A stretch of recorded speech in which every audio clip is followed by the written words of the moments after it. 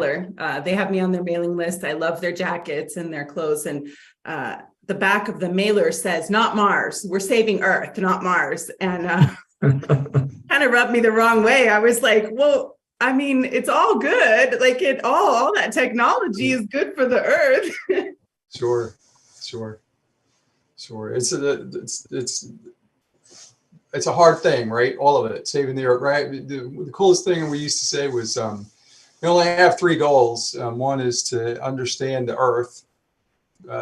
Second is understand the universe, and third is inspire people to take on those two challenges. The first two are just math problems, and the third one's really hard. The inspiration. The inspiration. Nice to meet you, Dave. Absolutely. It's great to meet you, and thank you so much for everybody for joining our stream this morning. Very excited to have you all here for Conversations with the Future's March event. Today we're going to be talking about launch infrastructure. My name is Rachel Zisk. I'm a reporter for Payload, covering the business and policy of space, and I will drop a few links in the chat in just a minute to subscribe to our daily newsletter covering space business and policy, as well as a weekly newsletter that I write covering space science. If anybody is interested in that. But today, I'm very excited to introduce our first guest. But before that, just a quick housekeeping item.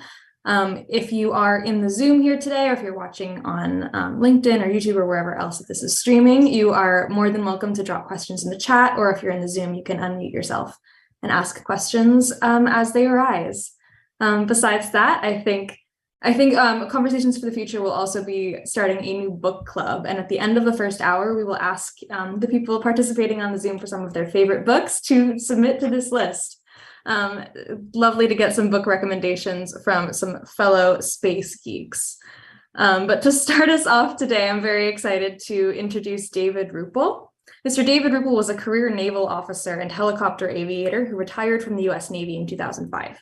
He established a second career as an airport manager at Yampa Valley Regional Airport near Steamboat Springs, Colorado, where he excelled in commercial airport development and created a world-class resort airport serving the Yampa Valley and the surrounding resort communities. Mr. Ruppel was hired in November of 2014 to head Front Range Airport and bring the spaceport licensing effort there to completion. As director of the Colorado Air and Spaceport, he was responsible for obtaining the FAA launch site operator's license, making CASP the 11th of only 12 such licensed facilities in the United States. He is currently a strategic advisor with his own company, Ascent Leadership Services, supporting other spaceport and airport projects. Mr. Ruppel resides in North Denver with his wife, Jill, and he can be reached at druppel777@gmail.com, which we will drop in the chat. David, great to have you here today. Recording in progress. Great. Well, thank you very much. And thank you, Rebecca, for letting me know about this, and Rachel and April for your work with this. Great opportunity here. Let me share my screen.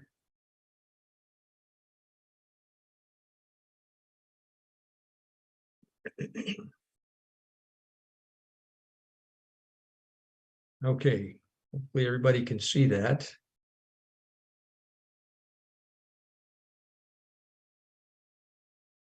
Yeah, you're all good. Okay. Well, again, thanks for inviting me here. We're specifically supposed to be addressing these three questions. How does this help us to become a multiplanetary society? How does it help us now? And why should people care about that?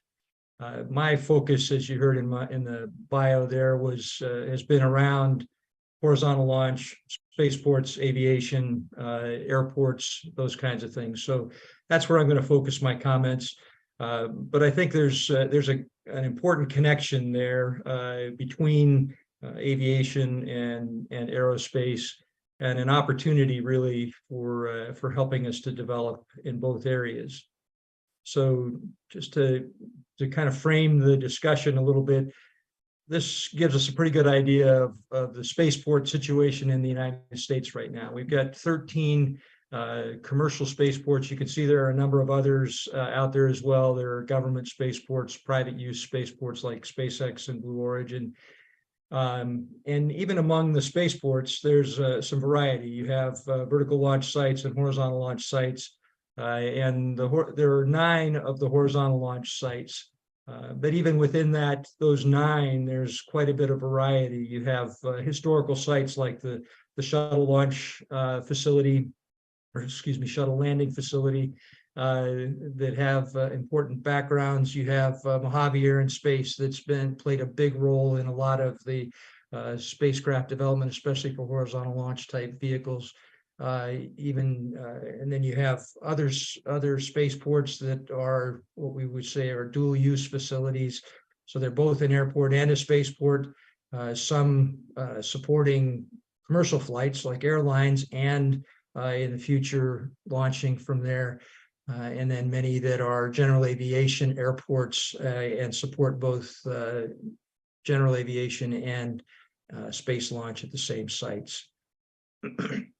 So we've been talking about airports. We have a lot of airports, nearly 20,000 of them, according to the FAA and their National Plan of Integrated Airport Systems. Of that 20,000, there's a little over 5,000 of them that are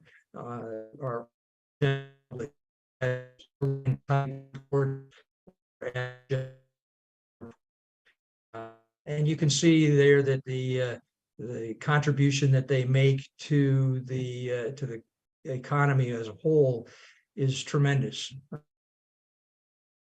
Those type airports, but all of them contribute to their local communities and play an important role in those communities.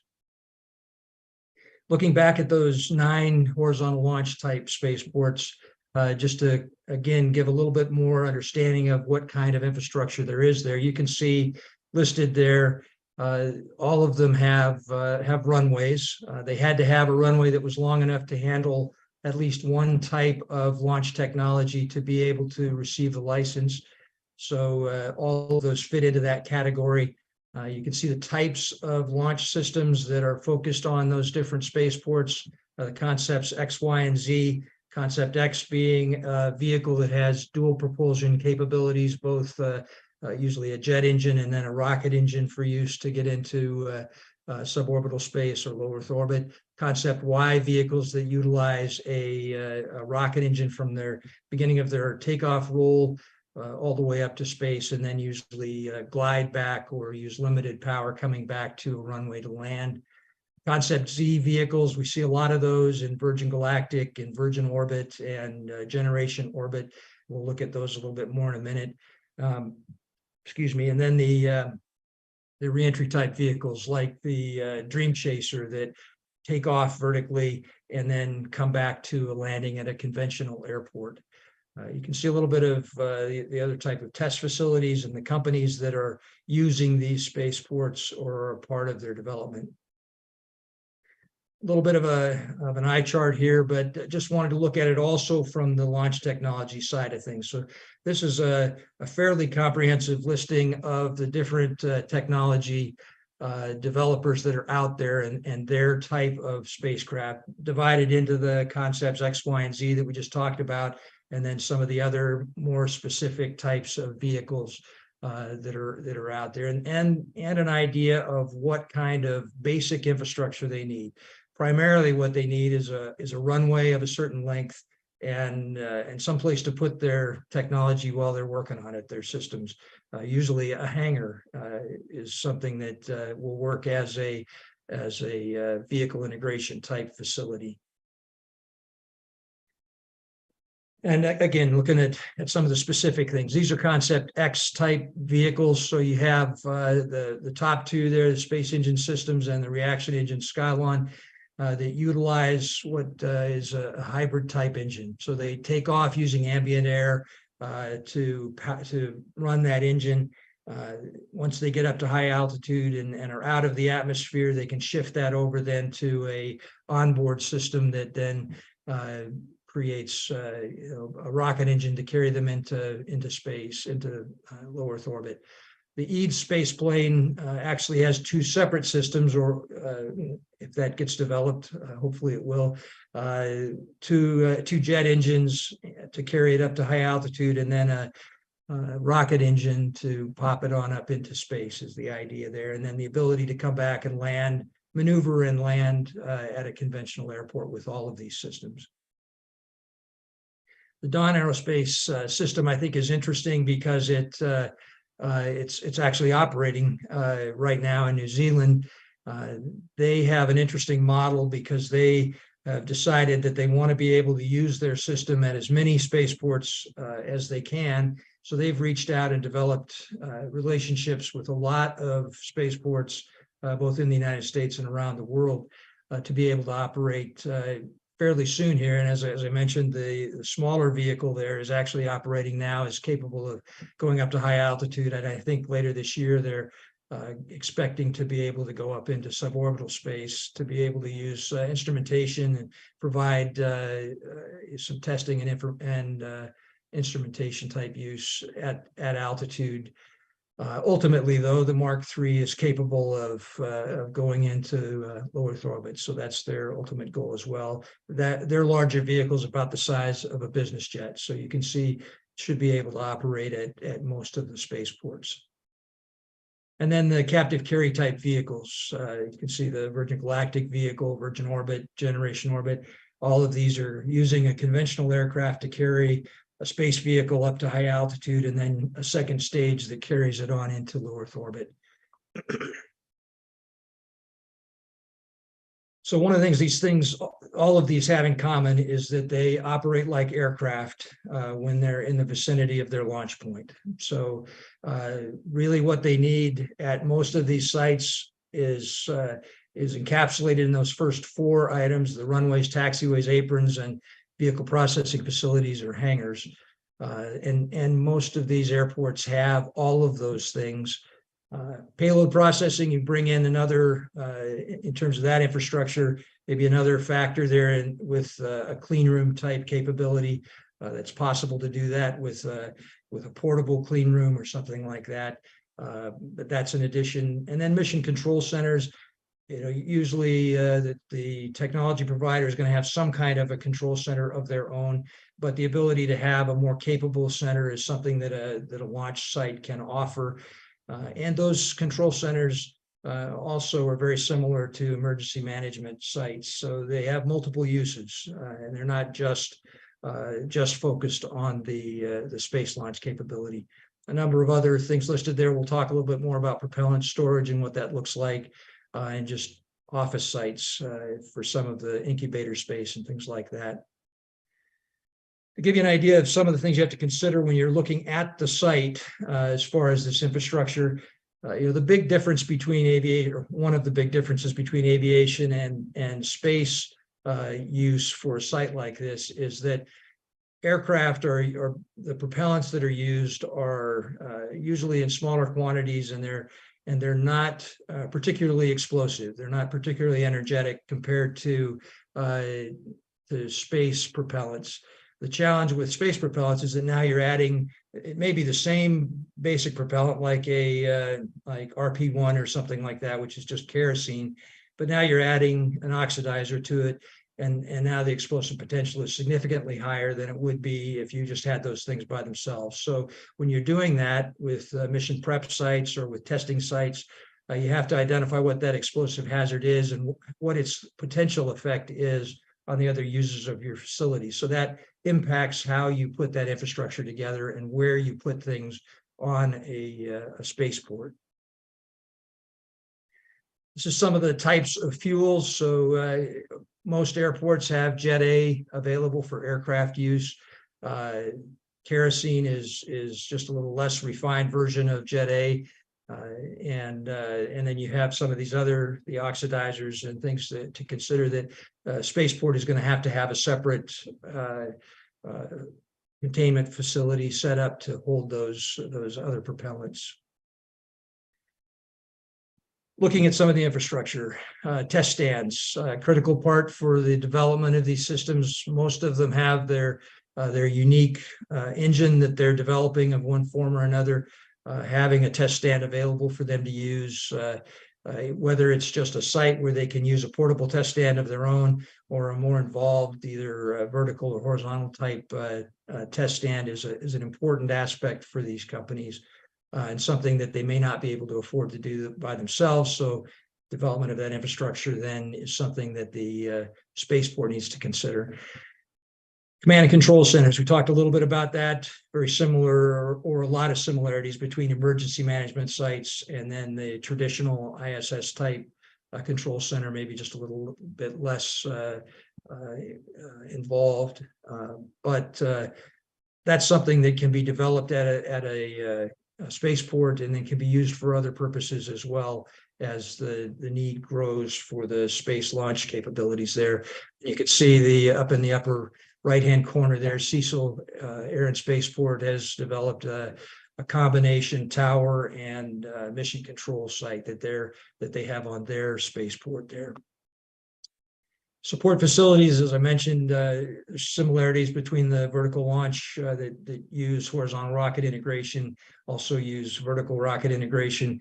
But for horizontal vehicle integration, it's really just the hangar. And it's a traditional aircraft hangar where those things are going to be able to be covered and protected and integrated. When you get the payload type development, then you have a little bit more involved situations where you need clean rooms potentially and things like that. But fairly simple infrastructure for the basic launch type vehicle for horizontal launch. And this just gives you a rundown of what some of those facilities might be that you would want to consider as a spaceport, and what the costs are, that a rough order of magnitude of what those costs might be for that type of development. One of the big differences between airports and spaceports is that the FAA has established a user fee system to be able to provide funding to develop airports and to maintain the infrastructure on those airports.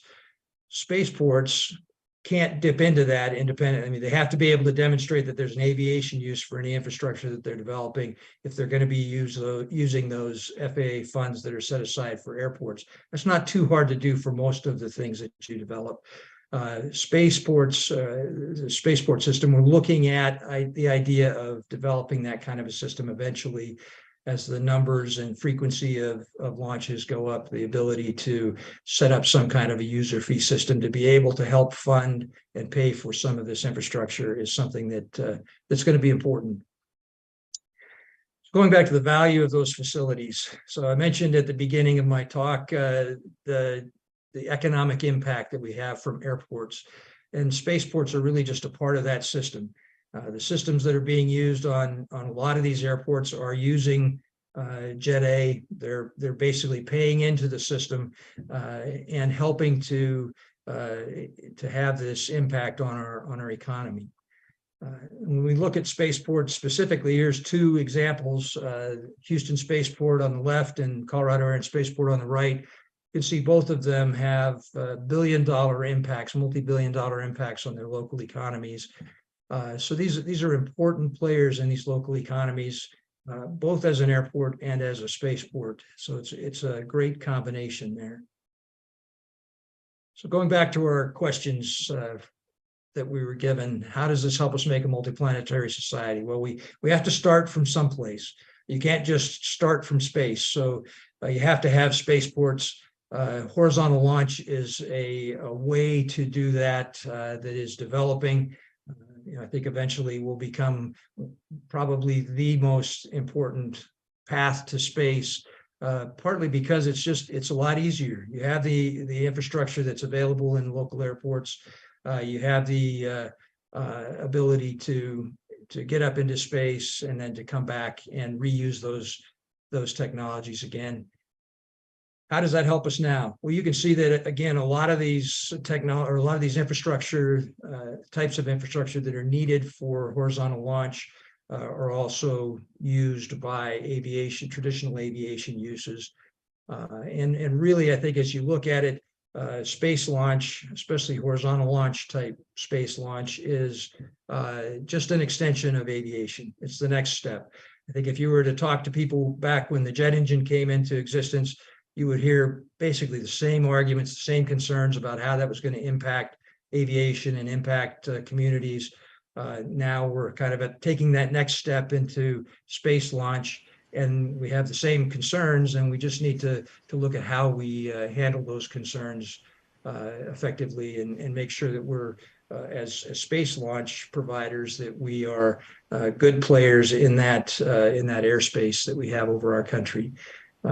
Why should the public care about it? I think there are a number of reasons, but one is that when you look at these spaceport developments, pretty much any community that can pass the FAA requirements for a spaceport can bring that into their community, and that just adds an opportunity for them to participate in and head of household jobs, well, good paying jobs, those aerospace jobs that can come into the community. It also opens up the opportunities for the launch providers to be able to locate where they think they need to locate, whether that's proximity to a company that they're working with, or just where they want to live, where they want to have their families.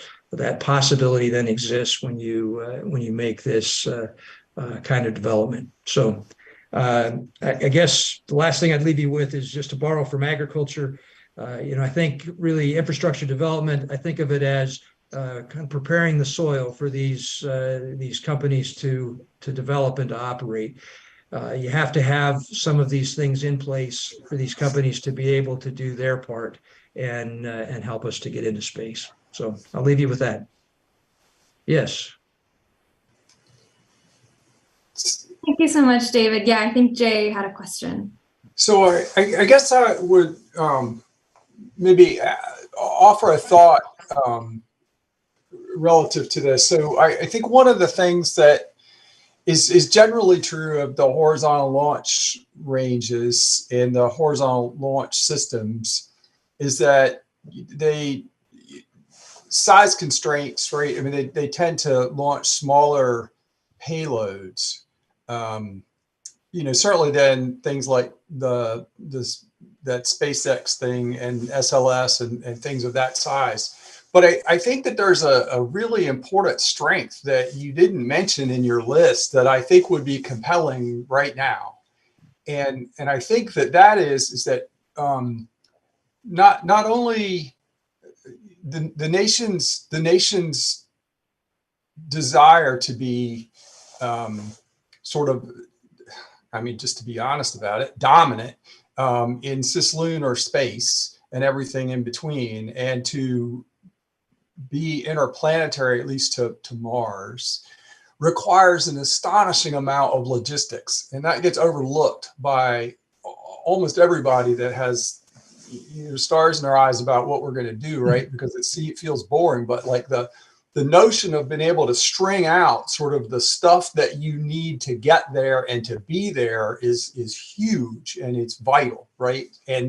And small launch providers can actually contribute very, very, very strongly to that by pre-positioning, simple things, supplies, water, fuel, providing position, navigation, and timing signals, providing communication. All those things don't have to happen in gigantic packages. They can happen in small things that are sent out that can take their time getting there. And that's a huge thing that can come that doesn't have to come out of these gigantic launch vehicles that largely right now are vertical launchers. In addition to that, I think that, one of your more powerful slides was this one that sort of described like the very, very large numbers of airports, and even the spaceport slide you showed, I think would be surprising to a lot of people, right? And the reason why that is because right now, not only because of our desire to go to space, but from a national imperative for national security and other reasons, right? The United States has no desire at all to live through the day where we don't have many opportunities and many pathways to launch into space. So resilient pathways to space, because we have many, many launch sites and many, many ways to get there, such that nobody in the world could deny the US's ability to put something up. That resilience is a huge thing that helps us right now, right? Right now. There are people in the world that would like the US not to be able to go to space in the event of a bad day. And right now, that page that you showed at the very start helps that, because it tells any adversary, hey, you know what? You take one away, we've got 50 other ways to get up there. You better not try it. That's powerful, right? So just to throw some of those thoughts out at you as you think about sort of maybe this presentation going to other sites. Those are things that right now really resonate at a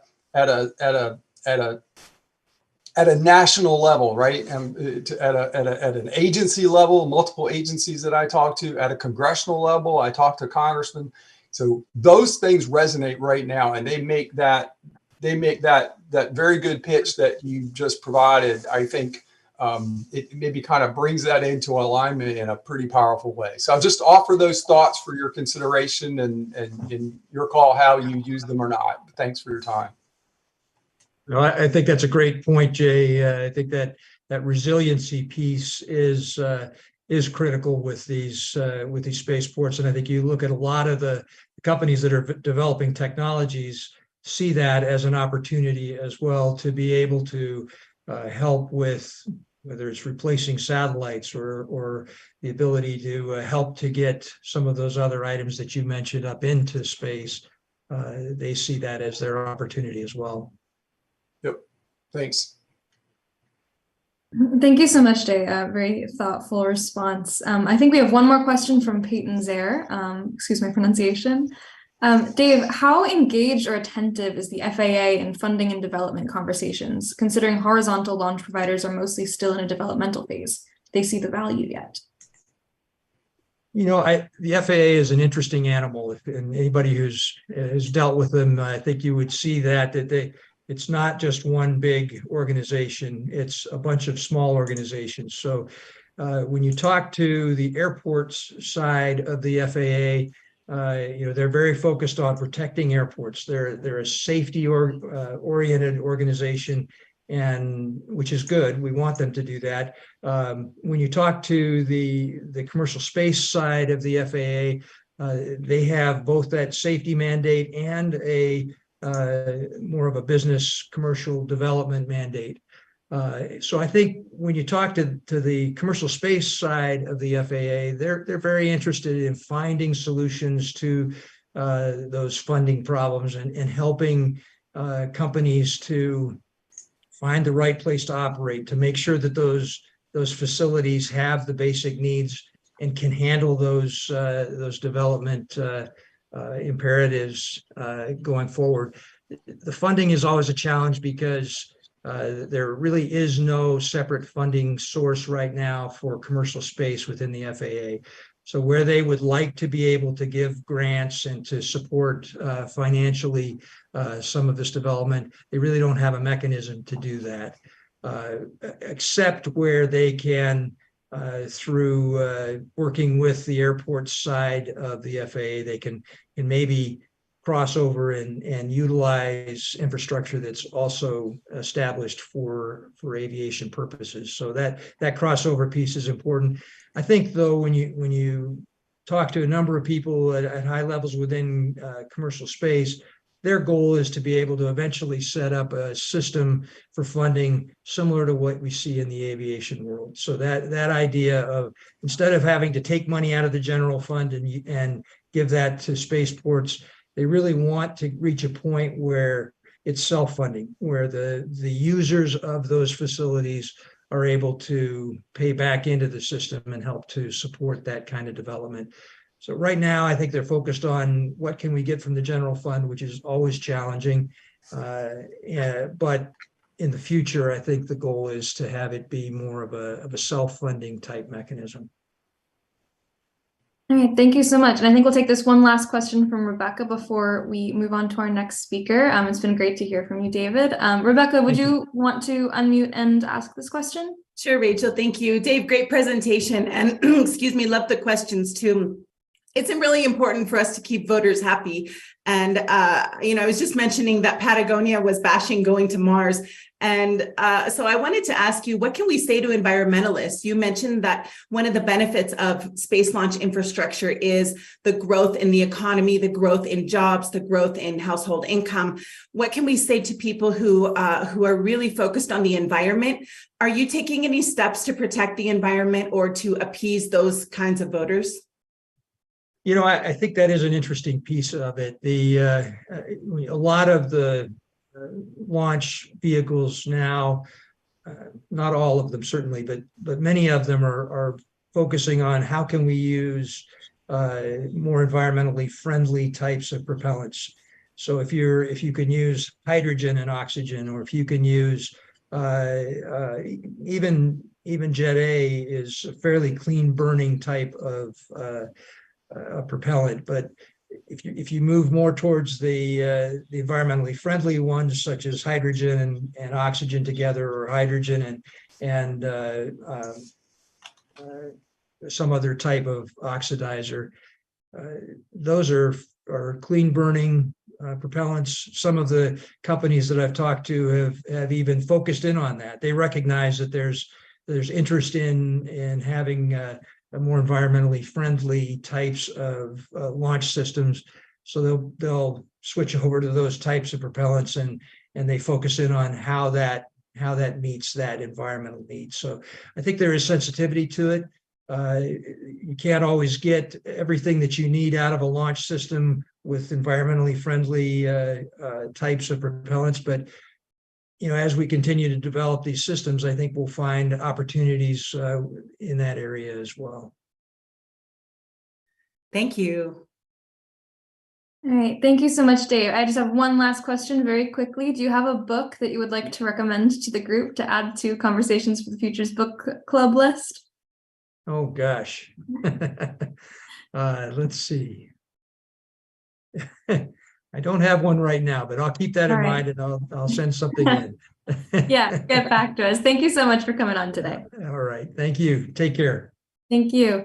And with that, we will move along to our next speaker, Terry Shahada. Dr. Terry Shahada is the Executive Director of the Maine Space Grant Consortium and has over 35 years experience in economic development and research infrastructure building. He is one of the leaders behind the Maine Space Complex concept to engage Maine in the new space economy and the legislatively created Maine Space Corporation to manage the development and growth of the complex. Terry, it's great to have you today. Oh, you're muted. There. Okay. There Thank you you. go. Let me share my slide. Everyone see this? Yep. Good. Oops, let me just turn up. All right. Look, I have brief slides that I'm going to just kind of give everybody a perspective of what we're doing in Maine. And it's kind of interesting that the way we're doing it in the state is kind of unique compared to what other states are doing, what other spaceports are doing. And we're doing it to maintain Maine's culture, maintain Maine's vacation land, so to speak, but at the same time engaging heavily in the new space economy for economic development, for retaining our students, et cetera, all the good stuff that we always talk about. But we've been very careful, very intentional, in particular how we address environmental issues, environmental concerns, and I think hopefully my presentation will add to some of the responses to the questions, particularly yours, Rebecca. So let me start. These are just a few slides that I've taken from some of my presentations, and it probably repeats a lot of stuff that you guys are aware of, so bear with me. Oops. Nope. All right. Okay. So what we all know this, but a lot of people in our state didn't know this, that we started big, we went big, and now we're going to small with the CubeSats and even smaller to the femtosatellites. And obviously this is what this is what the new space economy is all about. Things are cheaper, things are smaller, even high school students can develop CubeSats or femtosatellites and work with launch providers to launch them. That's great. In particular in Maine, and this gets to basically our culture and our coastline and how people view the state. We have intentionally, in proposing what our space complex is about, that we're not going to be focusing, we're not going to create a North Canaveral. That's not the image that we want. Our primary focus is on small launch vehicles, leveraging the assets that we have, but also opening up the door and opportunity for other launch providers to come to the state of Maine, with the emphasis on polar orbit, since we have access, certainly in the contiguous United States on the East Coast, we have certainly better access to polar launches. So we're focusing on small, nothing higher than 100 feet initially. Now, will that go up higher than that? I don't know, but this is basically the message that we're giving our public. One of the things that we're leveraging that I'll explain in the other slide is a company in Maine called Blue Shift. It's a startup. It's already test fired one of its rockets about a year ago, about 5,000 feet. That's part of its development. Its focus now is developing a suborbital rocket, the Starless Rogue, and then an orbital one in about 3 years, Red Dwarf. It's really considered itself from a business perspective as the Uber of space, taking small payloads, primarily CubeSats and femtosatellites. We're not talking anything bigger than that. But one of the things that really differentiates Blue Shift from perhaps other small launch providers that deal with some of the environmental concerns, it's using a proprietary non-toxic bio-derived fuel. We know it works. The Blue Shift test fired it. It is working for suborbital, but what we don't know at this point whether or not there's enough energy and enough strength and thrust behind the bio-derived solid fuel for orbital launches, but they're working on that. Okay. In terms of our assets, how we got there, we know we're geographically located for polar orbits. We have a coastline for vertical launches. But we also have physical assets in the former Air Force Strategic Base in Limestone, and then the former Naval Base in Brunswick with the long runways that we can access and use those for horizontal launches. So our strategy is both vertical as well as horizontal. What I mean by horizontal is not horizontal in airplanes that David explained, but we're talking about carrying the rockets under the airplane for launches. Those are the kinds of things that we're talking about. We have a growing supply chain in the state, but leveraging the supply chain outside and the rest of the country and internationally. We have 2 launch providers in the state, primarily startups that we're going to leverage. And then we have our educational, private and public R&D assets, both in Maine, but also particularly in New England. We have the large and strong higher education institutions. We're not interested solely in launching small sats and rockets. That is not what the message that we're sending to our state. But we're telling to them that we want to engage Maine across all segments of the value chain that also directly supports the underlying infrastructure. And we want to engage them in developing technologies that use the space technology and address problems in the state with our industry that range from that forestry, marine, agriculture, things of that nature. So they can engage themselves in using those technologies back here home in Maine, but also looking at the global market as well as participating in the other activities that go to the moon and beyond. And this is kind of motherhood and apple pie at the bottom of the slide in terms of what are the benefits of growing a space economy in the state. So, So this is what we came up with a space complex. And we did this intentionally because all the space complexes, the spaceports across the country, most of them, in fact, really focus on spaceport, and they've had difficulty surviving, and as a result of that have gone back to state government and tapped into the state coffer, and that doesn't come across very well in the respective legislature, but they knew that they had to do something. So what we decided to do is develop a complex, not a spaceport. So it's not called a spaceport complex, it's called a space complex.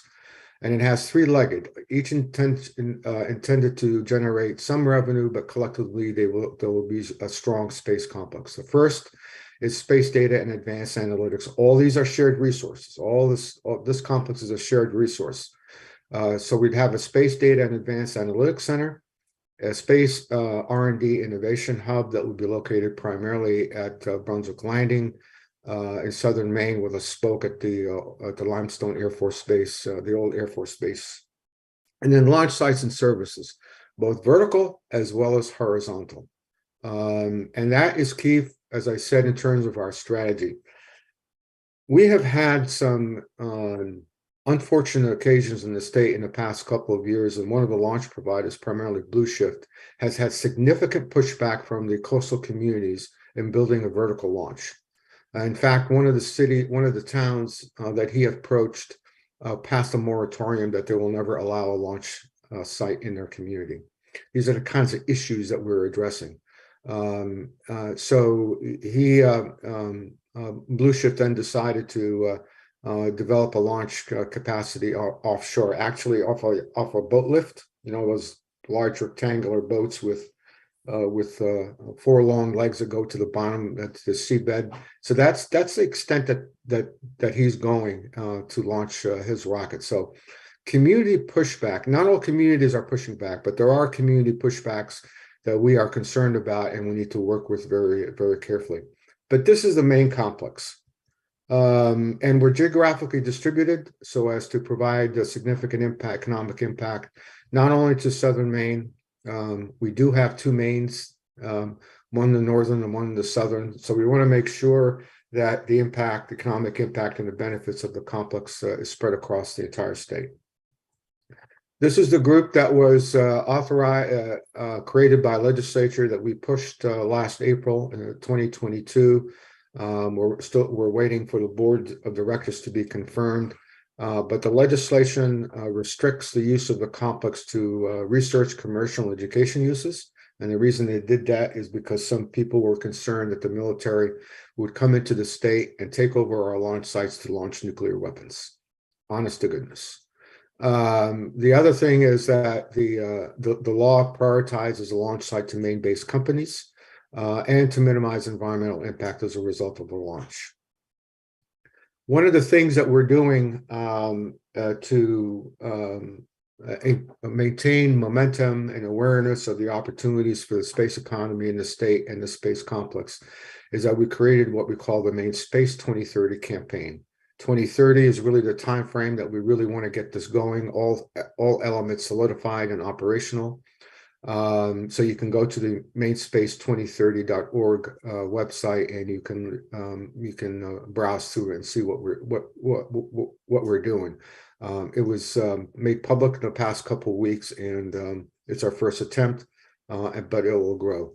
The other thing at the top of the right of the slide is, as part of the awareness campaign, we have scheduled a hopefully either an annual or a conference every 2 years in Maine that talks about the space economy and what the state is doing.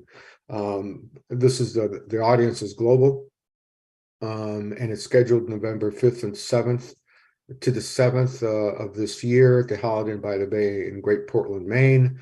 There's a website to link to see a little bit more about what the schedule and to register for the event.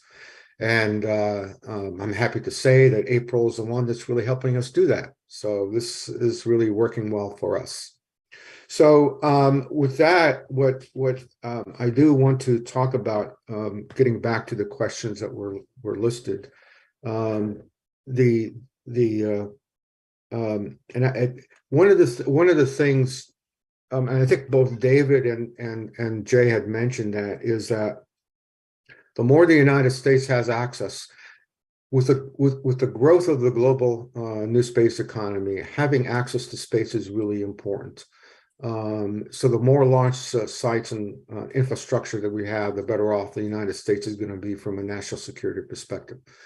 That's one perspective. The other perspective, it also provides economic opportunity for the state in which that launch site is located. So it's really important to have a more diversified access to launch sites across the country, both vertical as well as horizontal.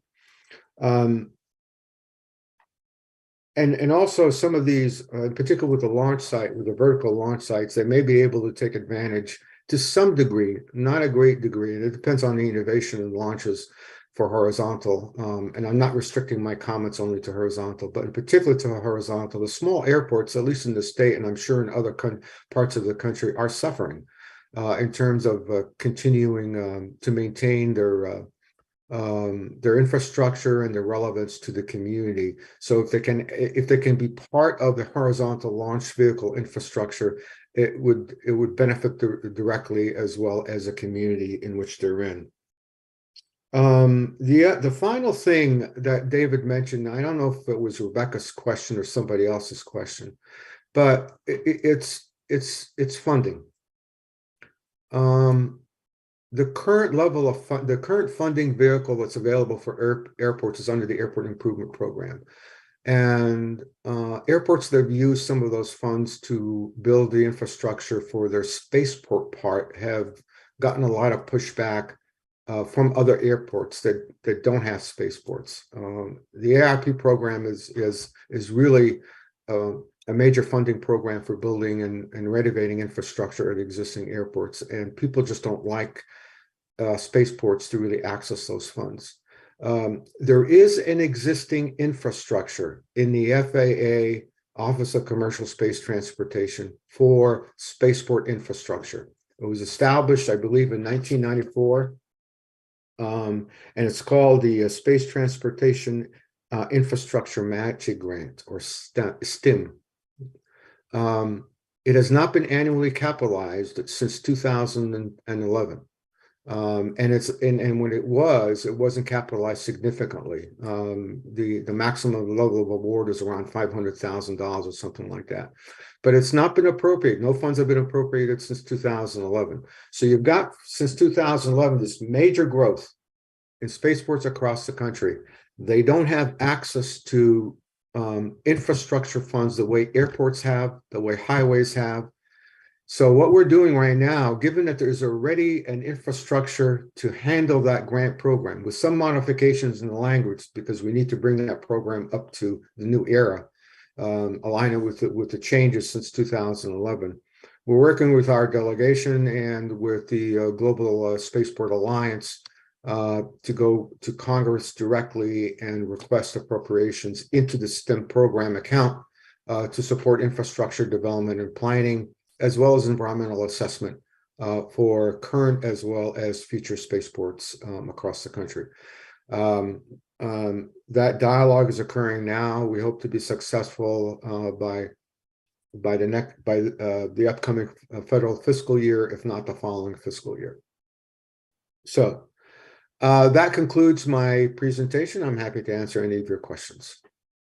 What's your target funding amount for the line item? We're looking at right now to start about $100 million. It's really not a lot, given certainly what, if you look at what David's slide indicated, but it's intended to be a matching grant, as I said. That's the original concept, but just like highway. So to the extent that there's X amount of dollars that comes to the feds, it will be matching grants from both state and private resources. Currently, the matching level is at 50%, but we don't like that. We're asking that to be changed to 90%.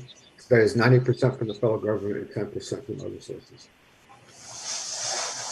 One other question, if I could, your location of your spaceport makes, I mean, you would be attractive for polar launches, I would think. And is that sort of a part of your thrust? That's the only thrust. Okay. That's our business model, Jay. It's not to say after a few years or something like that the board of directors of the corporation. By the way, don't confuse the consortium of the corporation. We're stepping back to the baton. It's not to say that the corporation down the line may decide to do something else, but we're just leveraging our geographic location for polar orbits. And is it one last question? Is your focus to sort of delivery to space? And I didn't even hear this mentioned in the previous one. You know, there are discussions in some providers for sort of very, very rapid point-to-point movement around the Earth, right? So you've got some companies that are you thinking about that as well? Say that. I mean, there are concepts that you take off in an airplane and you launch a rocket, but rather than going into space, you're just making a 20-minute trip to Paris. I mean, there are people that are actually working, right? Those kinds of commercial models, like replace airplane travel, but really fast. Have you had any discussions in that area at all? No, are you talking about a kind of a dual use, launching rockets and then going to Paris? Is that what you're talking about? No. I'm saying like, using rockets to actually get somewhere a lot faster than you can get there now. I mean, there are people thinking point to point, either package delivery or actually, person. I mean, I'm not sure. Actually, we haven't. I was really not even aware of that. No, that's not to say that that could not be considered, but no, we're not there. We're not there. There's a little subgenre or sub niche group that they're doing, and it generally falls under sort of point to point travel or point to point delivery. And they tend to think about not sort of ground launch so much as horizontal launch. So I was just curious if that is discussion. Again, just thinking about is Amazon part of that thinking? No, weirdly enough. No, they're not. They're kind of right. Blue Origin is all lunar, as far as I can tell. So I was just curious if you'd heard about it. Thanks. Thank you so much, Jay, and thank you for those comments that you dropped in the chat as well. I do have a few more minutes here. If anybody does have any other questions to add, feel free to chime in. But Terry, I've got one for you. I know that you mentioned that the Maine community has some pushback, some concerns about the idea of launching from their communities and from their neighborhoods. I'm curious about how you're going about building those relationships with the community and encouraging them to support commercial space launch in Maine. Thank you for the question, Rachel. Yeah, we had learned our lesson, unfortunate lesson, not as a direct result of what we did. When we developed a strategic plan last year we submitted to the governor and to the legislature to create the complex and the corporation. One of our members of the advisory committee, a launch provider, Blue Shift primarily, decided that they kind of wanted to step back because we were going too slow in our due diligence, and he was under pressure through investors to make progress. So he went about to identify an island off of Jonesport to develop a launch site, a vertical launch site. And during that process, he was informed by the island owner, to talk with the town of Jonesport, which is in that location. That didn't go very well because it was a kind of a late communication. That didn't go well, and as a result of that, the town passed an ordinance that would prohibit any launch site in its boundary, in its space, so to speak. We learned from that, and what we decided to recommend to the corporation's board of directors when they're in a position to develop launch sites that would be shared by other providers, focusing first on Blue Shift, get them grow, as well as others. You don't want to throw the baby with the bathwater, but at the same time bring other providers in and develop that footprint. When they're ready to do that, they need to take a bottoms-up approach, define what the launch site criteria is and safety requirements, and issue an RFP, if I may use that word, to the communities that are interested, and have them apply and have them work with the communities surrounding them to develop the support for that, and then approach us. Or approach a corporation. The corporation would work with the community.